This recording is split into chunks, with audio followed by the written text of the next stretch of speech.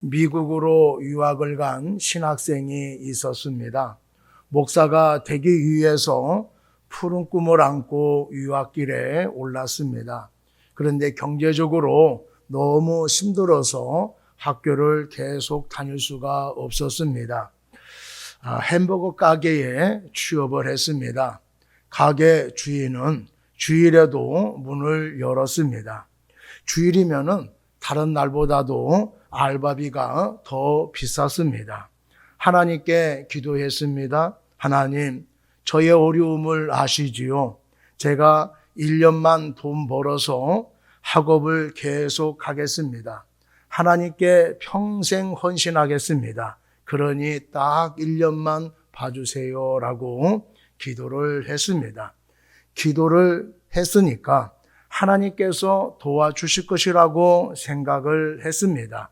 그런데 어떻게 되어졌는지 아십니까? 잘 되어진 가게가 그만 문을 닫게 되었습니다.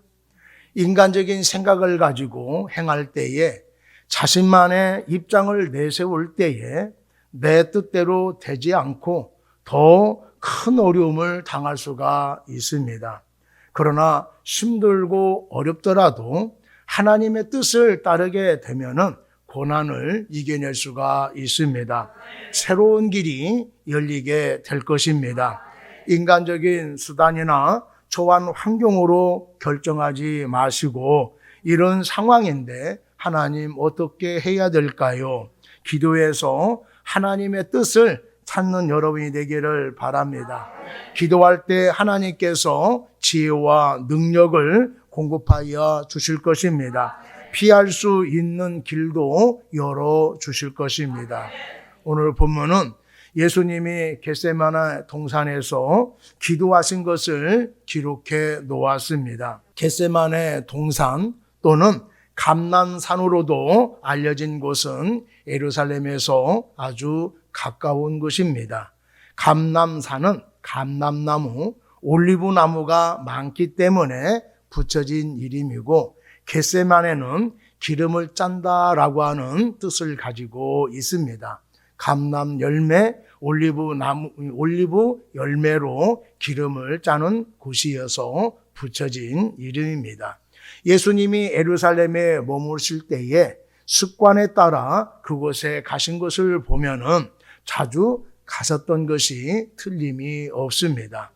예수님은 함께 간 제자들에게 유혹에 빠지지 않게 일어나 기도하라 라고 말씀을 하시고 돌 던질 만큼 가서 무릎을 꿇고 기도를 하셨습니다. 돌 던진 만큼이라고 하는 것은 서로 기도에 방해받지 않을 정도의 거리였을 것입니다. 유대인들은 보통 서서 기도하는데 예수님은 무릎을 꿇고 기도하신 것을 보면은 그만큼 간절한 기도를 드리셨다라고 하는 것을 알 수가 있습니다. 그뿐만 아니라 땀방울이 핏방울처럼 되었다라는 것을 보아도 예수님께서 얼마나 간절하게 기도하신 것을 알 수가 있습니다. 예수님은 무슨 기도를 그렇게 간절히 드리셨을까요? 우리가 유혹을 이기기 위해서 어떻게 기도를 해야 할까요? 오늘 첫 번째로 기도하는 습관이 있어야 된다라고 말씀을 하고 있습니다. 예수님은 우리에게 최고의 모범을 보여주신 분이십니다. 예수님이 보여주신 좋은 모범 가운데 하나가 기도하는 좋은 습관이었습니다. 39절 한번 보겠습니다. 예수께서 나가서 습관을 따라 감난산에 가심에 제자들도 따라갔더니 예수님은 습관에 따라서 감난산에 가서 기도를 하셨습니다. 습관이라고 하는 말은 어떤 행위를 오랫동안 되풀이하는 과정에서 저절로 익혀진 행동 방식을 말합니다. 어려운 일도 자주 하다 보면은 쉬워지고 하기 싫은 일도 계속 하다 보면은 재미있어집니다. 처음 하는 일이라도 매일 하다 보면은 잘하게 됩니다. 무슨 일이든지 40일을 매일 반복하면은 습관이 된다고 합니다. 처음에는 힘들고 어색해도 매일 하다 보면은 몸에 배어서 잘하게 됩니다. 습관이 되어지면은 무엇이든지 쉽게 할 수가 있습니다. 예수님은 습관적으로 감난산을 자주 찾으셨습니다. 왜 자주 가셨습니까? 기도하기 위해서 가셨습니다. 감난산은 예수님이 기도하기에 적당한 장소였습니다. 한적한 곳이라 아무런 방해를 받지 않고 기도에 집중할 수 있었던 장소였습니다. 예수님은 아무에게도 방해받지 않고 기도하는 습관을 갖고 있었던 것입니다. 예수님은 바쁜 일정을 보내고 피곤할 텐데도 다음날 이른 새벽에 한적한 곳에 가셔서 기도를 하셨습니다. 철야 기도를 하셨고 금식 기도도 하셨습니다. 예수님이 12 제자들을 선택하기 전에도 밤새워 기도하신 것이 바로 감난산이었습니다. 그리고 마지막 십자가를 지시기 직전에 기도하신 산도 감난산인 것을 알 수가 있습니다. 특별히 예수님은 중요한 결정을 내리실 때에, 문제가 생겼을 때에 기도를 하셨습니다. 예수님은 바쁜 일정 속에서도 습관에 따라서 기도하신 것을 보면은 하나님과 교제하는 것을 가장 중요하게 생각하신 것 같습니다. 우리는 예수님의 기도하는 모습을 통하여서 무엇을 알 수가 있을까요? 먼저는 기도는 습관에 따라 해야 된다라고 하는 것을 알 수가 있습니다. 어떤 문제로 어려움을 당할 때만 기도하는 것이 아닙니다. 아무런 문제가 없어도 평탄할 때도 기도하는 사람이 있습니다. 우리가 어떤 문제로 인해서 힘들고 고통당할 때에 당연히 기도해야 합니다. 그런데 기도합니까? 대부분 걱정하고 근심은 해도 기도하지 않습니다. 왜 그럴까요? 평소에 기도하지 않기 때문에 그렇습니다. 습관이 되어 있지 않아서 못하는 것입니다.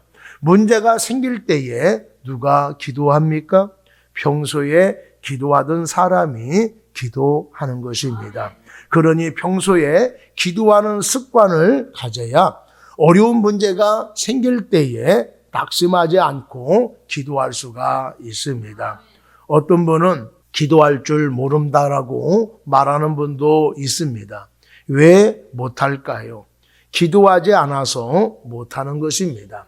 처음부터 잘하는 사람이 어디에 있겠습니까? 잘하든 못하든 기도하다 보면은 늘어요. 처음에는 한참 기도하고 몇십 분 기도한 것 같아서 시계를 보면은 고작 2, 3분밖에 되지 않습니다. 그러면은 더 기도해야 되는데 기도할 내용이 없어서 못합니다.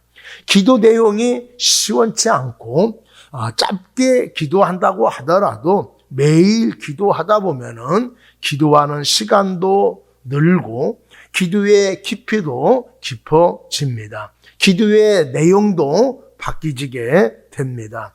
어쩌다 기도하려면은 기도가 잘 되지 않습니다. 문제가 생겨 기도하려면은 기도가 잘 안 돼서 답답합니다. 그런데 기도하는 습관이 되어 있으면은 기도하는 것이 어렵지 아니하고 깊이 있는 기도를 할 수가 있습니다. 예수님이 습관에 따라 기도하신 것을 보면은 기도의 장소가 중요하다라고 하는 것을 말씀해주고 있습니다. 기도는 아무 때나 아무 곳에서 해도 하나님은 다 들으십니다.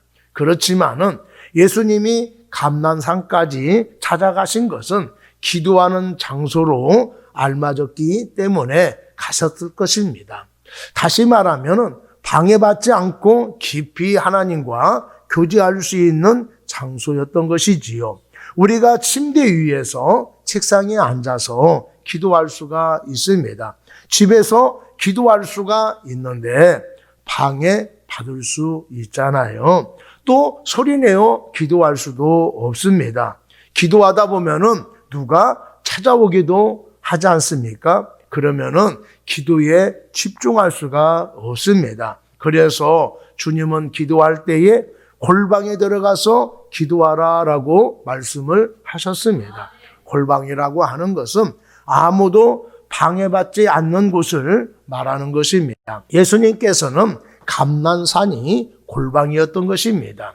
여러분들도 기도할 때에 자신의 골방을 찾아서 기도하시기를 바랍니다. 우리에게 가장 알맞는 골방은 교회일 것입니다. 교회 나와 기도하는 것은 마음껏 기도하기 위해서가 아닙니까? 기도하러 올라왔다가 기도하는 분이 있으면은 저는 그냥 내려갑니다. 방해받지 않고 기도하기 위해 오셨는데 내가 방해가 되면은 기도하지 못할 것 같아서 그냥 내려가는 것입니다. 누가 있어도 기도하는 데에 신경 안 쓰는 사람이 있는가 하면은 어떤 분들은요, 사람이 있으면은 신경이 쓰여서 기도하지 못합니다. 더 해야 하고 더 깊이 기도해야 하는데 신경이 쓰여서 대충하고 일어나기도 합니다. 그래서 기도하는 분이 있으면은 그냥 내려오게 되어지는 것입니다. 여러분, 교회에 나와 누구에게도 방해받지 않고 깊은 교제, 간절한 기도를 하시기를 바랍니다. 책 읽는 습관, 운동하는 습관, 또 건강한 식습관, 봉사하는 습관, 칭찬하는 습관, 긍정적으로 생각하고 말하는 습관, 이런 것들은 좋은 습관들입니다. 좋은 습관을 가지고 있으면은 삶을 향상시키는 데에 많은 도움이 됩니다. 우리들은 기독교인이기 때문에 신앙과 삶의 표준이 되어지는 성경을 읽는 습관을 가져야 할 것입니다. 아무리 바빠도 시간을 내서 밥을 먹고 또 생각이 없어도 밥을 먹습니다. 그와 마찬가지로 아무리 바빠도 시간을 내서 성경을 읽어야 합니다. 성경을 읽는 습관이 되어 있으면은 버스나 전철 안에서도 성경을 읽게 될 것입니다. 짜투리 시간에도 성경을 읽을 것입니다. 그리고 교회를 자주 찾는 습관을 가져야 합니다. 갈 데가 없어서 심심해서 교회 나가볼까 하고 오지 마시고 시간 날 때마다 교회 와서 한번 둘러보시고 이왕에 오셨으니 잠깐이라도 기도하시기를 바랍니다. 교회를 자주 찾으면은 기도하는 습관도 갖게 될 것입니다. 예수님처럼 습관에 따라 아무도 방해받지 않고 기도할 수 있는 교회에 나와서 기도하시는 여러분이 되기를 바랍니다. 두 번째로 하나님의 뜻을 구하는 기도를 해야 합니다. 예수님은 습관에 따라서 감난산에 가셔서 어떤 기도를 하셨을까요? 42절 한번 보겠습니다. 아버지여, 만일 아버지의 뜻이거든 이 잔을 내게서 옮기시옵소서. 그러나 내 원대로 맛이 없고 아버지의 원대로 되기를 원하나이다. 이 잔을 내게서 옮겨달라고 기도하고 있습니다. 이 잔을 옮기는 것도 나의 원대로 마시고 아버지의 원대로 되기를 원한다라고 기도하고 있습니다. 여기서 이 잔은 무엇을 말하는 것일까요? 이 잔이 십자가의 죽음을 말할까요? 십자가에서 죽는 것을 생각하니까 너무 고통스러울 것 같아서 간절히 기도하고 있습니까? 젊은 나이에 비참하게 죽기 싫어서 기도하고 있는 것일까요? 아닙니다. 이 잔은 십자가의 참혹한 죽음을 말하는 것이 아니라 하나님의 심판, 저주를 말하는 것입니다. 이 잔은 하나님의 진노가 가득한 잔인 것입니다. 예수님이 영으로 계실 때에는 하나님의 저주를 받는 것을 대수롭지 않게 생각을 했습니다. 그런데 육신을 입고 하나님의 진노를 받는 것이 도저히 감당이 안 되는 것을 알게 되었습니다. 우리들도 무슨 일을 하기 전에는 그까짓 거 할 수 있다라고 자신만만하게 말하는데 실제로 해보면은 생각했던 것과 달라서 너무 어려워서 못하겠다라고 할 때가 있지 않습니까? 예수님도 육신을 입고 하나님의 진노를 받을 수 없을 것 같아서 다른 방법을 통해서 하나님의 구원을 이루시면 안 될까요? 라고 기도를 하신 것입니다. 만약 예수님의 기도가 여기서 끝났다고 한다면 자신이 원하는 것만 말하고 있는 것입니다. 이런 경우 예수님의 뜻과 하나님의 뜻이 맞으면 다행이지만은 안 맞으면 하나님의 뜻을 거부할 수도 있습니다. 우리가 이런 태도로 기도한다라면은 하나님의 뜻을 따르려 하기보다는 내 뜻을 통보하는 것으로 관철시키려고 하는 것으로 봐야 할 것입니다.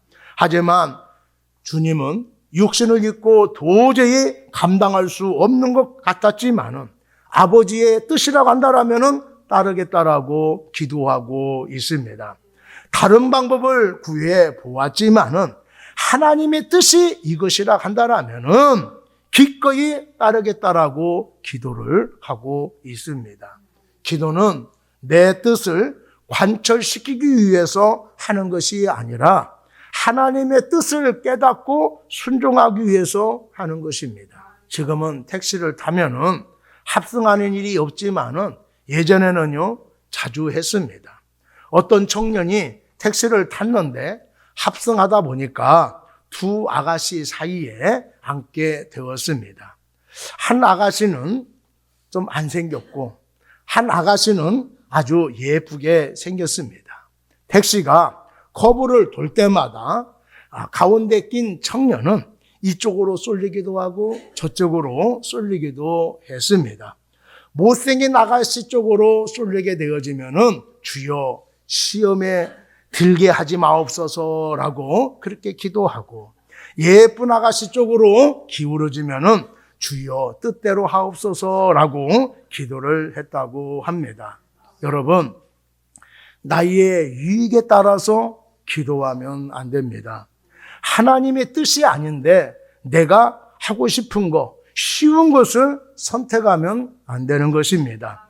기도는 내 뜻대로 하려고 하는 것이 아니라 하나님의 뜻을 깨닫고 따르기 위한 자신과의 영적인 전투라고 하는 것을 여러분들 아셔야 합니다. 우리가 처음에 기도를 시작할 때에는 내 뜻을 이루기 위해서 기도합니다. 하나님, 내가 이런 뜻을 가지고 있고 이런 계획을 갖고 있고 이런 소원을 갖고 있는데 하나님 이루어지게 해 주옵소서. 되게 해 주옵소서. 될 줄로 믿습니다. 응답해 줄 줄로 믿습니다. 힘있게 그렇게 기도를 하잖아요. 그런데 계속 기도하다 보면은 내 뜻은 이런 것 같은데 하나님의 뜻은 무엇입니까? 나는 이렇게 하기를 원하는데 하나님은 어떻게 하기를 원합니까? 라고 궁금해지는 거예요. 그래서 기도하다 보면은 내 뜻은 희미해지고 하나님의 뜻은 선명해집니다.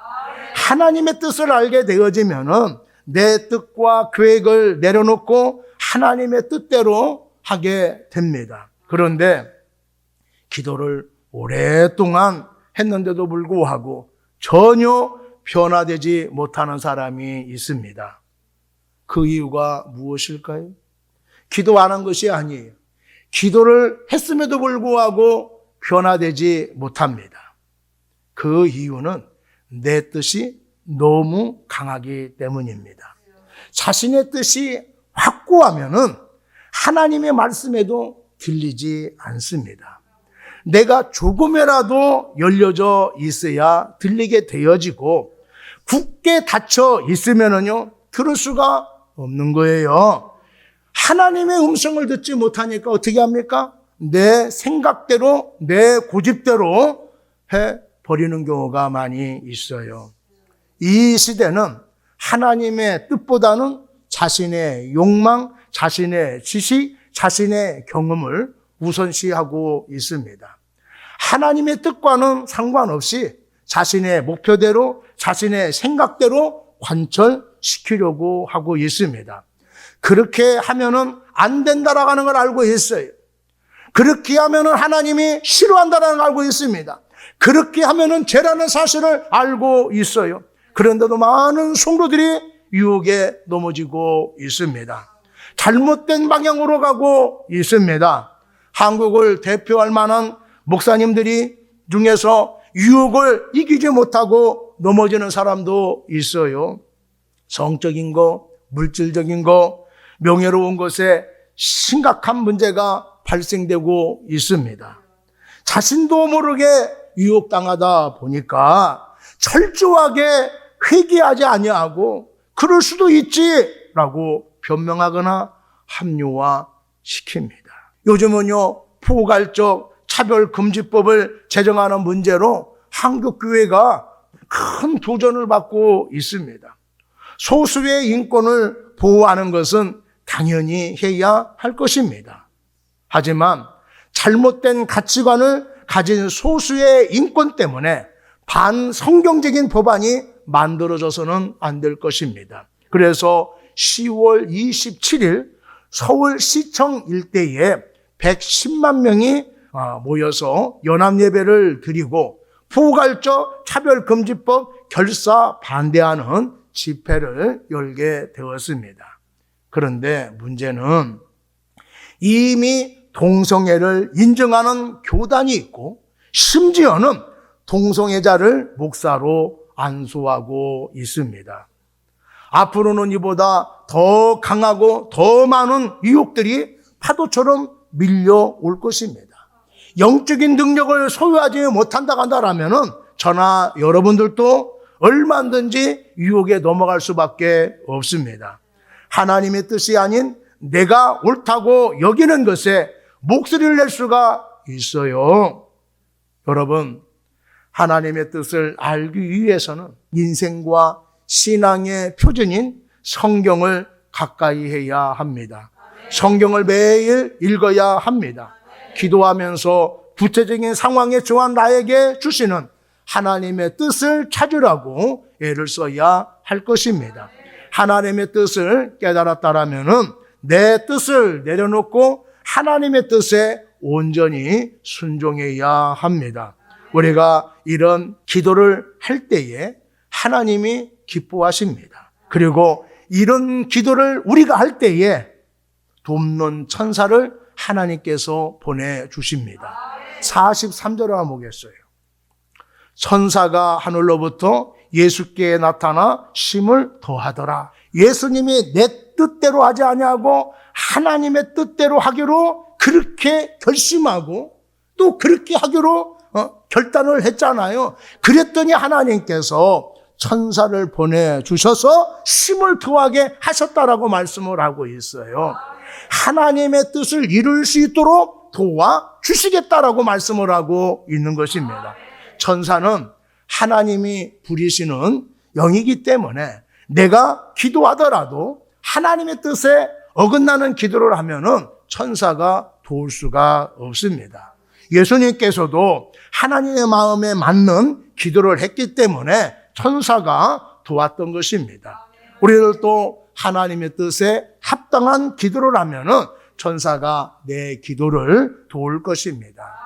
하나님의 뜻을 찾는 기도, 내 뜻을 내려놓고 하나님의 뜻에 순종하는 기도를 하면은 천사가 와서 돕습니다. 힘을 더하여 줍니다. 여러분, 하나님의 보좌를 움직이는 기도, 천사가 돕는 기도를 하는 여러분이 되기를 바랍니다. 세 번째로 힘쓰고 애쓰는 기도를 했습니다. 예수님께서 습관에 따라 겟세마네 동산에 가셔서 기도를 하셨어요. 예수님이 어떻게 기도하셨는지 한번 살펴볼까요? 44절 한번 보겠습니다. 예수께서 힘쓰고 애써 더욱 간절히 기도하시니 땀이 땅에 떨어지는 핏방울같이 되더라라고 말씀을 하고 있어요.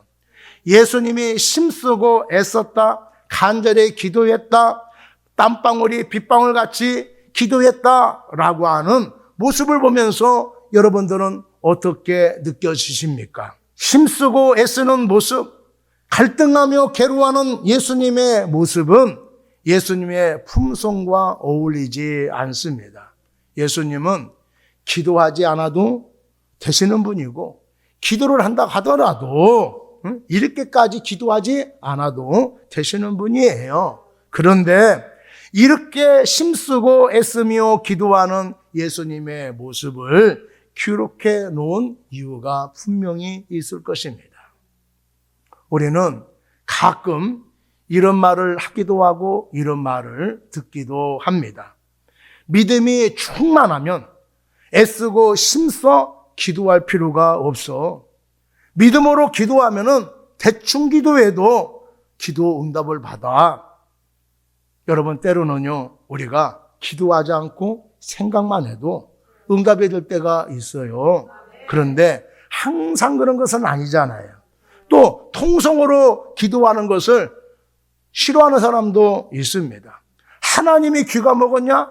왜 이렇게 소리를 지르면서 기도해?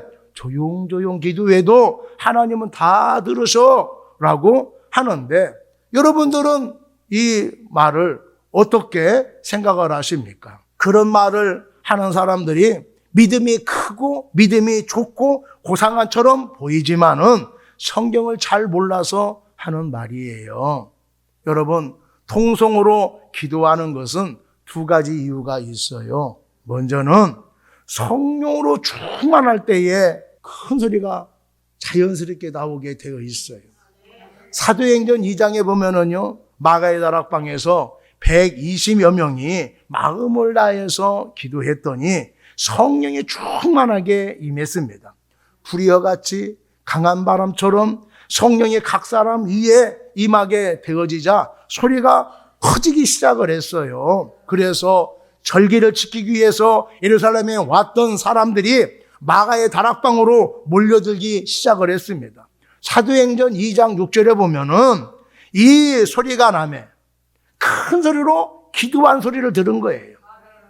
큰 무리가 모여 소동했다라고 말하는 거예요. 도대체 무슨 소리냐라고 놀래서 다 오게 되어졌다라고 하는 것입니다.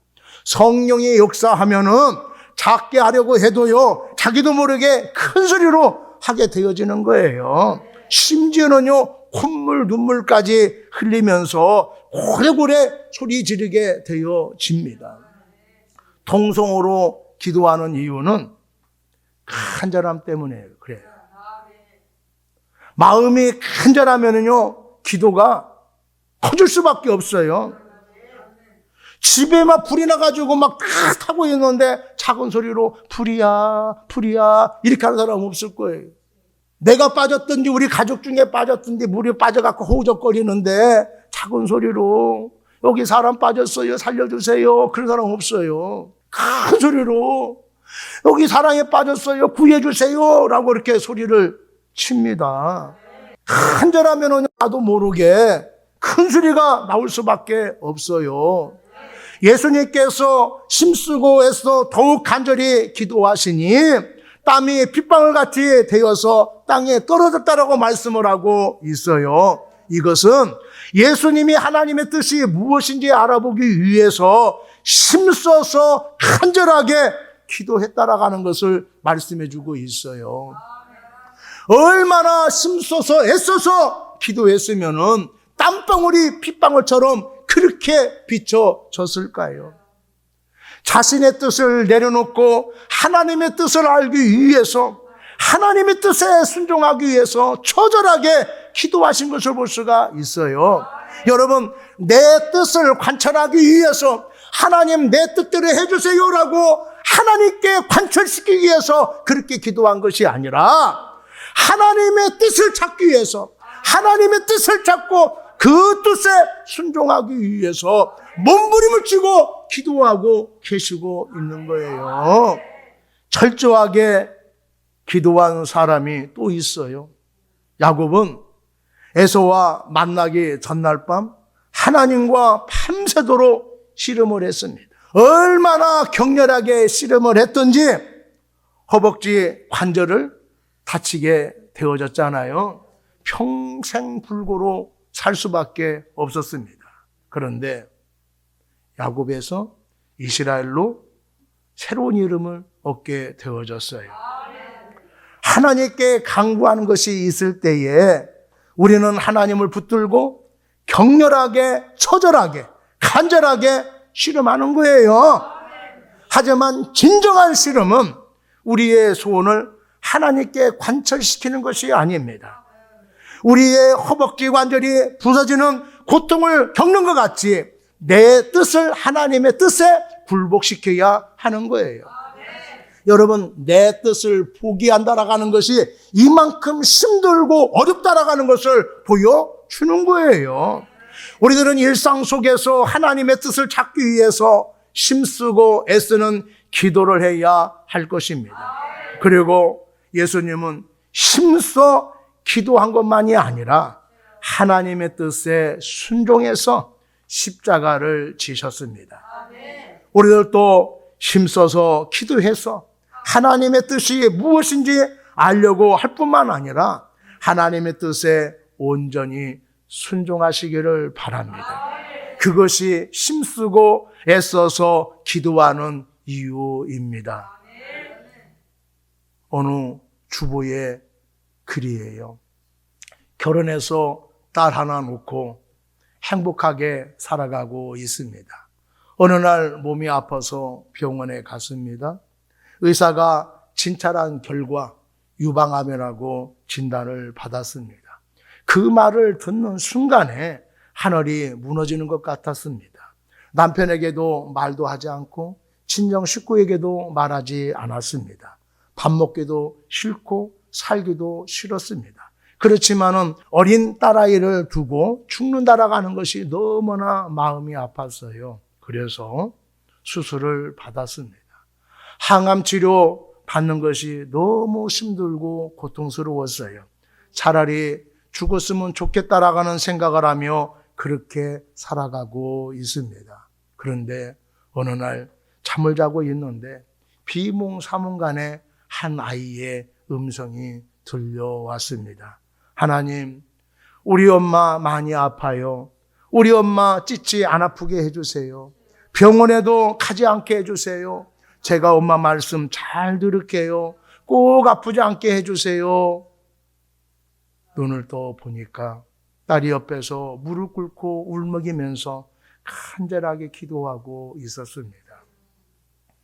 절망에 빠져 있으니까 아이를 통해서 하나님이 역사를 하신 거예요. 어린 딸도 믿음을 갖고 기도하는 것 봐라. 너도 저렇게 간절하게 처절하게 기도해야 되지 않겠니? 이런 하나님의 음성이었던 거예요. 그래서 병을 이겨야 되겠다고 생각을 해서 열심히 치료받으며 간절하게 기도했습니다. 그랬더니 7년 만에 의사로부터 완치되었다라는 판정을 받았다고 합니다. 여러분, 내 앞에 주어진 길을 가기 위해서, 고난을 이겨내기 위해서 열심히 기도하시기 바랍니다. 하나님의 뜻을 발견하기 위해서 간절하게 기도하시기를 바랍니다. 그리고 하나님의 뜻을 발견했다 간다라면 그 길이 고난의 길일지라도 묵묵히 걸어가는 여러분 되기를 바랍니다. 그런 기도를 하고 있다라면 여러분들 천사가 여러분들의 기도를 도울 것입니다. 그 길이 처음에는 힘들고 어렵다 할지라도 결국에는요 축복의 길이 될 것입니다. 여러분, 시간을 정하고 지속적으로 기도하셔서 기도하는 좋은 습관을 갖는 여러분이 되기를 바랍니다. 기도하는 사람이 유혹을 이겨낼 수가 있습니다. 문제를 극복해낼 수가 있습니다. 기도하는 사람이 마지막 시대의 큰 시험을 이길 수가 있습니다. 기도하되 내 뜻을 관철시키려고만 하지 마시고 하나님의 뜻을 찾는 기도를 하시기를 바랍니다. 내 뜻을 아뢰고 그 뜻에 하나님께서 뭐라고 하시는지 알아야 합니다. 하나님의 뜻이 무엇이고 이 상황 속에서 내가 어떻게 하기를 원하시는지를 찾기 위해서 애쓰고 힘쓰는 여러분이 되기를 바랍니다. 간절하게 기도하면은 하나님의 뜻이 분명해질 것입니다. 하나님의 뜻을 알았다고 한다면은 이제는 내 뜻을 내려놓고 하나님의 뜻에 순종하시기를 바랍니다. 내 뜻과 반대되는 것이라 하더라도 힘들고 어려운 것이라 하더라도 순종해야 합니다. 그런 기도를 하면은 천사가 도울 것입니다. 하나님의 역사가 나타나게 될 것입니다.